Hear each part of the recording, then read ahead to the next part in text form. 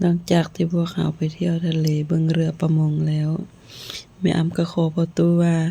แม่อำอยากไปเห็นแถวคนลาวคนไทยไปออกแรงงานปลูกผักหั้นนะแล้วพ่อตู้ก็พาแม่อำไปไกลได้ออกไปเข็นนอกเนาะคนตีนภูตีนผาครับประมาณจังซี่ล่ะเนาะก็เห็นสวนผักก็เห็นขาวๆอันนั้นน่ะนี่เขาเจ้าไถดินไถหยังให้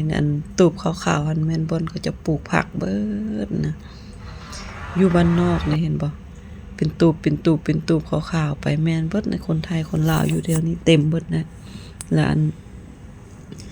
มันก็อยู่ตีนภูตีนผาบ่ได้เห็นบ่มีบ้านคนบ่มีบ้านคนก็ตับแอบแตบน้อยๆคืออยู่บ้านนอกเขาหั่นน่ะแล้วไกลตลาดแฮงบ่มีตลาดบ่มีบ้านคนที่ใหญ่ๆมันเป็นคืออยู่บ้านนอกเฮาแถววังบอกวังเวียงหั่นน่ะแต่ทางเขาเจ้าก็งามๆเด้เนี่ยผ้าคลุมดำๆหันแม่นเบิดเขาเจ้าอ้อมสวนเขาเจ้าน่ะแบบมันยังน้อยเขาเจ้าบ่ให้ถึกลมบ่ให้ถึกแดดเนี่ยมันตายนะนี่แม่นเบิดนี่บ่มีบ้านคนมีแต่เรือนอับตับแตบเรือนน้อยที่ให้คนงานอยู่นี่หลังใหญ่สุดก็ส่ำนี้คือแถววังเวียงเฮานั่นแหละแล้วขี่รถไกลนี่นะคนเหม็นเลยนะเหม็นแบบเขาเจ้าเอามูลสัตว์มูลคนอิหยังใส่สวนเขาเจ้าหั่นน่ะอยู่บ่ได้เลยเฮาผู้ที่บ่เคยอยู่เนาะเหม็นให้เหม็นว่าขี่รถไกลไปเหม็นปานนั้นสวนยางพาราเหม็นแง่นๆดังแม่มจุดเจ็บคอว่าตายสู้ๆเด้อถ้าผู้ใดได้มาตกอยู่แนวนี้คือสิลำบากอีหลีคือว่าล่ะเนาะลำบากก็ซ้ำเฮ็ดไร่เฮ็ดนาอยู่บ้านเฮานั่นแหละอันนี้ก็เพราะว่าช่วงนี้มันบ่มีผักมันจะบ่ค่อยงามปานใดเพราะว่าผักเขาเจ้าเก็บกู้ไปเบิดแล้วเด้เนาะแบบช่วงนี้ก็เป็นฤดูแล้งคือบ้านเฮาเกี่ยวข้าวเกี่ยวน้ำแล้วนะมีแต่ไถดินแล้วก็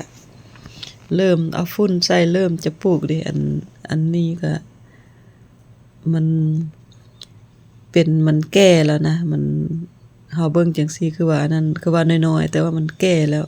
เขาเจ้าเอายังบ่เบิดนั่นน่ะ